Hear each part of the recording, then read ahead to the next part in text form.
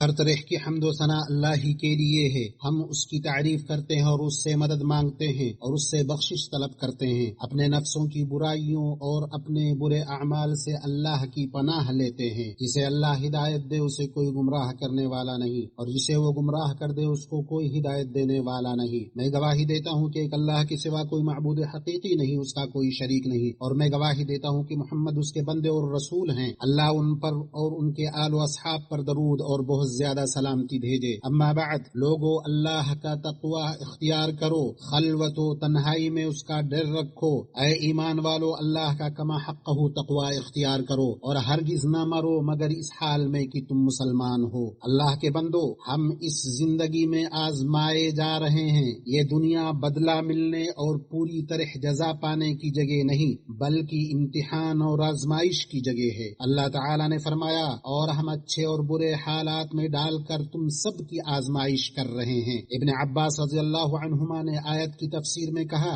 ہم تمہیں سختی اور آسانی، صحت اور بیماری، مالداری اور فقر، حلال اور حرام، اطاعت اور نافرمانی، ہدایت اور گمراہی، ہر چیز کے ذریعے آزماتے ہیں۔ اور عبد الرحمن بن زید رحمہ اللہ نے فرمایا، ہم انہیں اس چیز سے آزماتے ہیں جسے وہ پسند کرتے ہیں اور اس چیز سے بھی جسے وہ ناپسند کرتے ہیں۔ ہم انہیں آزماتے ہیں تاکہ دیکھیں کہ وہ اپنی پسندیدہ چیزوں پر شکر کیسے کرتے ہیں اور ناپسندیدہ چیزوں پر صبر کیسے کرتے ہیں۔ اللہ کے بندو، آزمائش اللہ کی طرف سے مقدر اور ایک لازمی اور حتمی امر ہے جس کے ذریعے ظاہر ہوتا ہے کہ کون اپنے ایمان کے دعویٰ میں سچا ہے اور کون جھوٹا۔ اللہ نے فرمایا، کیا لوگ یہ گمان کرتے ہیں کہ وہ چھوڑ دیے جائیں گے اس پر کہ انہوں نے کہا ہم ایمان لے آئے اور ان کی آزمائش نہیں کی جائے گی؟ یقیناً ہم نے ان لوگوں کو بھی آزمایا تھا جو ان سے پہلے تھے تاکہ اللہ ظاہر کر دے کون لوگ سچے ہیں اور کون جھوٹے۔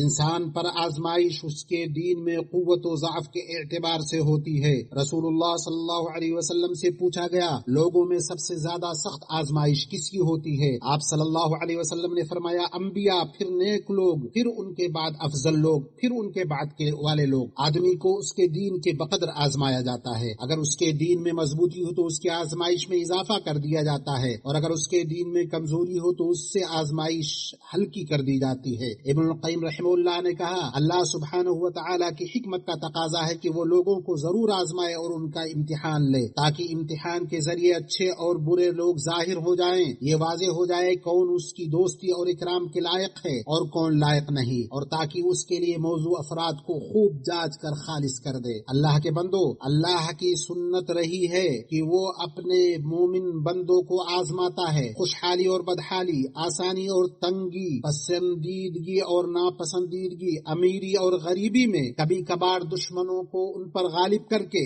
اور قول و عمل کے ذریعے دشمنوں سے جہاد میں، سب حالات میں انہیں آزماتا ہے۔ ان ساری چیزوں سے ان کے ایمان کی مضبوطی، رحمان سے ان کی محبت اور اپنے عظیم المرتبت رب کے فیصلے پر کامل رضا و تسلیم کا پتہ چلتا ہے۔ اللہ عز و جل نے فرمایا، ہم ضرور تمہیں آزمائیں گے کچھ خوف اور بھوک سے، مالوں، جانوں اور پھلوں کی کمی سے، اور صبر کرنے والوں کو خوشخبری دے دو۔ اللہ سبحانہ و تعالی اپنے بندے کو مختلف سختیوں کے ذریعے آزماتا اور جانچتا ہے تاکہ دیکھے کہ کیا وہ صبر کرتا ہے، اللہ کے فیصلے پر راضی رہتا ہے، یا ناراضی اور بے صبری کا اظہار کرتا ہے۔ اللہ عز و جل نے فرمایا، تم ضرور اپنے مالوں اور اپنی جانوں میں آزمائے جاؤ گے۔ اہل کتاب اور مشرکین سے تم ضرور بہت سا تکلیف دہ کلام سنو گے، اور اگر تم صبر کرو اور تقوی اختیار کرو تو یہ بڑے ہمت کے کاموں میں سے ہے۔ یہ آزمائش کی ایک سخت قسم ہے، لیکن اس پر صبر کا انجام مدد، ہدایت اور بہترین اجر کی صورت میں نہایت ہی اچھا ہوتا ہے۔ اللہ کی سنت یہی رہی ہے کہ جب تکلیف اپنی انتہا کو پہنچ جاتی ہے تو اس کے بعد اللہ بہت بڑی کشادگی اور راحت عطا فرماتا ہے۔ مسلمانوں، جب ہم آزمائش کی مختلف اقسام کی مثالوں کو یاد کرتے ہیں اور اس کی مختلف صورتوں کے شواہد پر غور کرتے ہیں تو یہ بات واضح طور پر سامنے آتی ہے کہ اللہ کے برگزیدہ بندوں انبیاء علیہم السلام کو مختلف طرح کے آزمائشوں میں ڈالا گیا۔ کبھی ان کی قوموں نے انہیں جھٹلایا،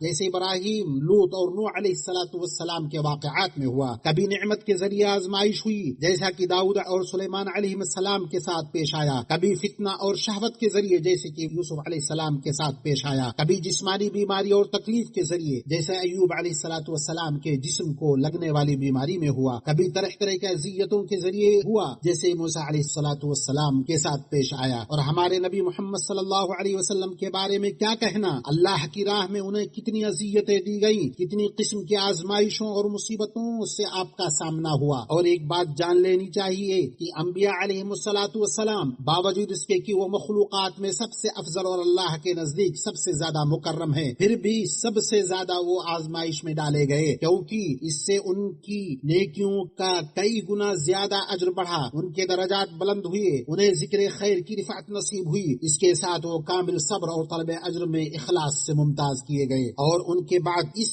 معاملے میں سچے مومن، اولیاء اور صالحین آتے ہیں جو انبیاء کے نقش قدم پر چلے اور ان کے طریقے کی پیروی کی، انہوں نے دین پر ثابت قدمی کی خاطر پہنچنے والی ہر اذیت اور تکلیف کو خوش دلی سے برداشت کیا۔ ان آزمائشوں کی چند مثالیں آپ کے سامنے ہیں۔ جیسے مومنین کو آزمائش میں اس طرح ڈالا گیا کہ اصحاب اخدود جیسے بدکار لوگوں نے انہیں آگ میں جلا کر مار ڈالا، اصحاب کہف کا اپنی قوم سے کنارہ کش ہو جانا، آرام دہ زندگی چھوڑ کر ایک ویران غار میں صرف اللہ کی عبادت کے لیے پناہ لینا، ملعون فرعون کی طرف سے جادوگروں کو قتل کرنے اور صلیب پر چڑھانے کی دھمکی جب وہ ایمان لے آئے اور واضح حق کو ترجیح دی، مریم بنت عمران پر بہتان اور ام المؤمنین عائشہ رضی اللہ عنہا پر اتہام اور ان کی پاکیزگی پر حملہ کرنا، عمر، عثمان، علی اور حسین رضی اللہ عنہم کا قتل اور بلال و عمار جیسے کمزور صحابہ پر سخت ترین ظلم و ستم، امام احمد بن حنبل الشیبانی، امام ابو عبداللہ البخاری، امام ابن تیمیہ الحرانی رحمہم اللہ کی آزمائشیں اور تکلیفیں، اور صحابہ کرام رضوان اللہ علیہم اجمعین کا مقام کتنا عظیم ہے۔ انہوں نے اسلام کی نصرت کی راہ میں نادر مثالیں قائم کی، باوجود اس کے کہ انہوں نے سخت ترین مصائب اور بڑے بڑے ہولناک حالات کا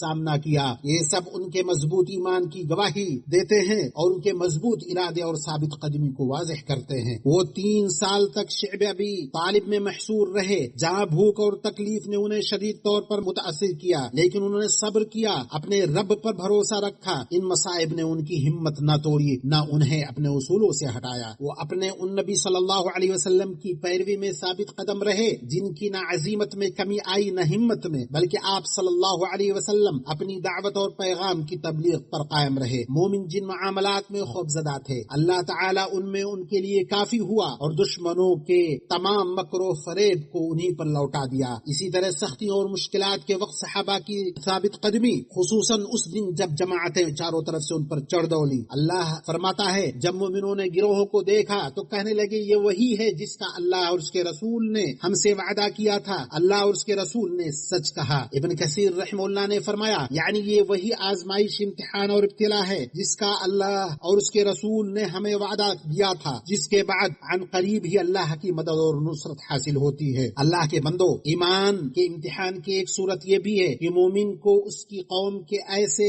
رسم و رواج اور عادات سے آزمایا جائے جو اللہ کی معزز شریعت کے خلاف ہو۔ اگر وہ خواہشات کے پیچھے چلنے والی اکثریت کی پیروی کرے تو یہ اسے ہدایت کے راستے سے بھٹکا دیں گے۔ اللہ تعالیٰ فرماتا ہے اگر تم زمین پر موجود اکثریت کی بات مانو وہ تمہیں اللہ کے راستے سے بہکا دیں گے۔ فضیل بن عیاض رحمہ اللہ نے کہا ہدایت کے راستے پر قائم رہو، چاہے وہاں چلنے والوں کی تعداد کم ہو، اور گمراہی کے راستے سے بچو، ہلاک ہونے والوں کی اکثریت سے تم دھوکہ نہ کھاؤ۔ ابن القیم رحمہ اللہ نے فرمایا لوگوں کی مخالفت اللہ اور اس کے رسول صلی اللہ علیہ وسلم کی طرف میلان کو مشکل نہ سمجھو، چاہے تم اکیلے ہی کیوں نہ ہو، کیونکہ اللہ تمہارے ساتھ ہے، تم اس کی نگرانی، حفاظت اور نگہبانی میں ہو، وہ تمہارے یقین اور صبر کا امتحان لیتا ہے۔ جو شخص عادات اور معمولات کو غیر اللہ کے لیے ترک کرتا ہے اسے مشکل پیش آتی ہے، لیکن جو شخص سچے اور خالص دل سے اللہ کی رضا کے لیے انہیں ترک کرتا ہے اسے صرف ابتدا میں تھوڑی سی مشقت محسوس ہوتی ہے۔ یہ اس لیے ہے تاکہ اللہ اس کا امتحان لے اور واقعی انہیں ترک کرنے میں سچا ہے جھوٹا، اور اگر وہ تھوڑی دیر کے لیے اس مشقت پر صبر کر لے تو وہ مشقت اس کے لیے لذت بن جائے گی۔ ایمانی بھائیوں، بندے کے ایمان کی حقیقت ظاہر کرنے والی درپیش ہونے والی وہ چیزیں ہیں جنہیں شریعت نے ناپسندیدہ اور حرام قرار دیا ہے، چنانچہ جب وہ ناپسندیدہ کاموں اور برائیوں کا سامنا مخالفت سے کرے گا تو اس کا ایمان و اطمینان بڑھے پڑھے گا اور جب ان کے تابع ہو جائے گا اور ان سے راضی ہو جائے گا تو وہ گمراہ ہو جائے گا۔ اللہ تعالیٰ نے فرمایا تم سب سے بہتر امت ہو جو لوگوں کے لیے نکالی گئی، تم نیکی کا حکم دیتے ہو اور برائی سے روکتے ہو اور اللہ پر ایمان رکھتے ہو۔ یہاں اللہ نے ایمان کو امر بالمعروف اور نہی عن المنکر کے بعد ذکر کیا، اور رسول صلی اللہ علیہ وسلم نے فرمایا جب تم میں سے کوئی برائی دیکھے تو اسے اپنے ہاتھ سے بدل دے، اور اگر وہ قادر نہ ہو تو اپنی زبان سے، اور اگر وہ بھی نہ کر سکے تو اپنے دل سے اسے ناپسند سمجھے، اور یہ سب سے کمزور ایمان ہے۔ بس مومن کے لیے کوئی عذر نہیں کہ وہ دل سے ہر برائی کو ناپسند کرے، کیونکہ دل سے اسے بدلنا سب سے کمزور درجہ ہے، اور اس کا تقاضا یہ ہے کہ وہ برائی کے تئیں اپنی ناپسندیدگی ظاہر کرے، یعنی برائی کرنے والوں کے ساتھ نہ بیٹھے بلکہ ان سے رخ پھیرے تاکہ انہیں باز رکھے، اور جس میں وہ مبتلا ہیں اس سے بغض ظاہر کرے۔ اللہ کے بندو، ایمان کو بعض اوقات محبتوں کے معاملے میں سخت آزمائش میں ڈالا جاتا ہے۔ جب بندہ دین اور عقیدے کی بنیاد پر بھائی چارے کو نسب اور خاندانی رشتوں پر مقدم رکھے، رسول اللہ صلی اللہ علیہ وسلم نے فرمایا کہ بندہ کسی سے محبت کرے تو اللہ کی رضا کے لیے کرے۔ میں نے وہ بات کہی جو آپ نے سنی، اور میں اللہ سے اپنے لیے اور آپ کے لیے بخشش طلب کرتا ہوں۔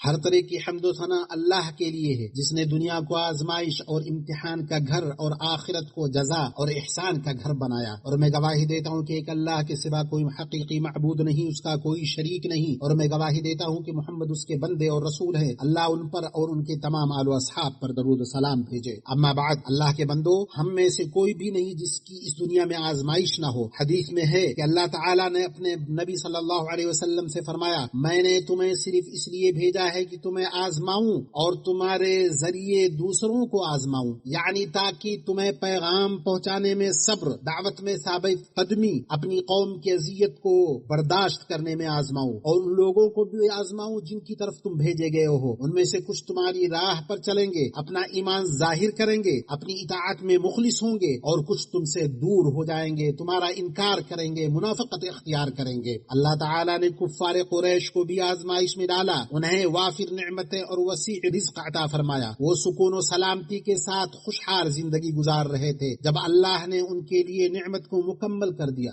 اور نبی رحمت کو بھیجا تاکہ ان کے حالات کو درست کرے اور انہیں نجات کا راستہ دکھائے، تو انہوں نے انکار کیا، تردید سے کام لیا، لہذا انہیں مشقت، قحط اور محرومی کے عذاب سے دوچار کیا گیا۔ اللہ تعالیٰ نے ان کے لیے مثال بیان فرمائی، ہم نے انہیں بھی آزمایا جس طرح ہم نے باغ والوں کو آزمایا۔ باغ والوں پر اللہ نے جو انعام کیا تھا ان کا اس میں امتحان لیا گیا، چنانچہ انہوں نے بخل کیا، حق ادا کرنے سے انکار کیا، لہذا ان کے درخت اور پھل تباہ کر دیے گئے اور انہیں ان سے کوئی فائدہ نہ پہنچا اور ان کی امیدیں چور چور ہو گئی۔ اللہ کے بندو، ایمان کے مفہوم کو اچھی بری تقدیر سے راسخ کرنا، اللہ کی تقدیر پر مکمل رضا و تسلیم کا پیکر بننا ایک مضبوط بنیاد اور محفوظ قلعہ ہے، ایک ایسا زینہ ہے جو مومن کو ایمان اور یقین کے اعلیٰ منازل تک لے جاتا ہے۔ اور جب بندہ اپنے ایمان میں آزمائش کا سامنا کرتا ہے اور اس کی ایمانی بنیاد مضبوط ہوتی ہے تو نہ کمزور پڑتا ہے نہ ڈگمگاتا ہے، لیکن اگر ایسا نہ ہو تو وہ کتنی جلد بدل جاتا ہے، اپنی حالت پر قائم نہیں رہتا۔ اللہ تعالیٰ فرماتا ہے، اور لوگوں میں سے بعض ایسے ہیں جو اللہ کی عبادت محض شک کی بنیاد پر کرتے ہیں، اگر انہیں خیر پہنچے تو اس سے اطمینان پاتے ہیں، اگر ان پہ آزمائش آئے تو اپنے چہرے کے بل گر پڑتے ہیں۔ انہوں نے دنیا اور آخرت میں نقصان اٹھایا اور یہی کھلا نقصان ہے۔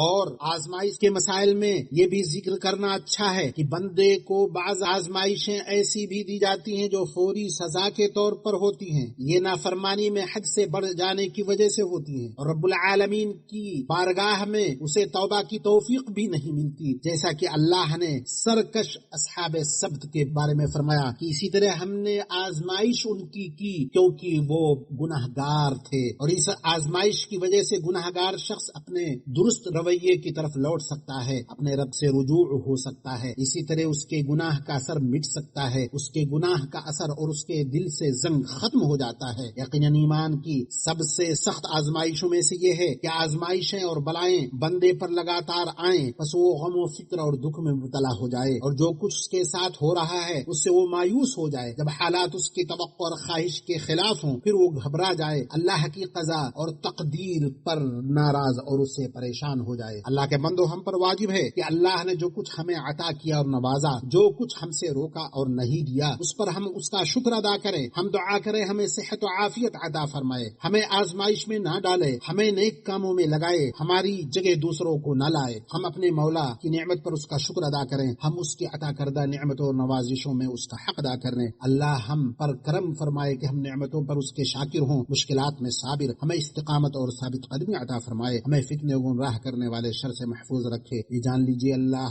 آپ پر رحم کرے کہ آپ جمعہ کے دن میں ہیں جو آپ کے بہترین دنوں میں سے ہیں، لہذا کثرت سے اپنے نبی پر درود و سلام بھیجتے رہیں۔ اے اللہ خاتم الانبیاء محمد صلی اللہ علیہ وسلم پر درود و سلام نازل فرما، ان کے بھائیوں تمام انبیاء پر، ان کے آل اقرباء انصار اور تمام صحابہ پر۔ اے اللہ اسلام اور مسلمانوں کو غلبہ عطا فرما، کفر اور کافروں کو ذلیل کر۔ اے اللہ اپنے راستے میں جہاد کرنے والوں، سرحدوں پر پہرہ دینے والوں، ملک کی حفاظت کرنے والوں کی مدد فرما۔ اے اللہ ہمارے وطنوں اور ہمارے گھروں میں ہمیں امن عطا فرما۔ اے اللہ ہمارے سربراہ خادم حرمین شریفین کو ان اقوال و افعال کی توفیق عطا فرما جو تجھے پسند ہوں۔ اے اللہ انہیں اور ان کے ولی عہد کو اپنی ہدایت اور تقوی کی توفیق عطا فرما۔ اے اللہ ہم تجھ سے تیرے مومن بندوں، تیرے اولیاء کے لیے نصرت، عزت اور غلبہ کا سوال کرتے ہیں۔ اے اللہ تو مظلوموں کا رب ہے، ہمارا بھی رب، تو فلسطین میں اور ہر جگہ ہمارے بھائیوں کا حامی و ناصر بن جائے رب العالمین۔ اے اللہ ان کے غم کو دور فرما، ان کی پریشانیاں ختم کر دے، ان کے مریضوں کو شفا دے، مبتلا لوگوں کو عافیت عطا فرما، ان کی بھوک کو مٹا دے، ان کے خوف کو امن سے بدل دے، اور جو ان پر ظلم و زیادتی کرے ان سے انتقام لے لے، مصیبت کو انہی پر ڈال دے، اور ہمیں اپنے دشمنوں میں اپنی قدرت کے عجائبات دکھا۔ اے اللہ ہمارے نزدیک ایمان کو محبوب کر دے، ہمارے دلوں میں مزین کر دے، اور کفر و فسق اور نافرمانی سے ہمیں متنفر کر دے۔ اے اللہ محمد صلی اللہ علیہ وسلم اور ان کے تمام آل و اصحاب پر درود و سلام نازل فرما، آمین۔